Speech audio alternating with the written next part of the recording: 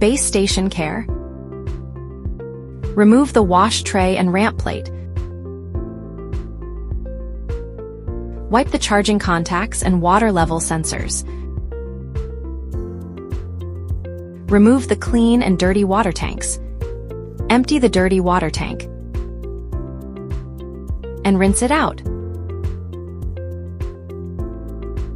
Fill the clean water tank.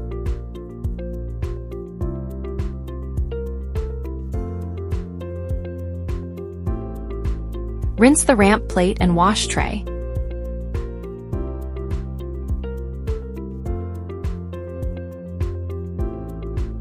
Add cleaning solution as needed.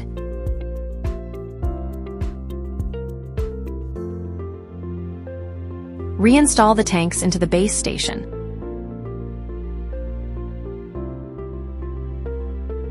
Dry the wash tray and ramp plate with a soft cloth.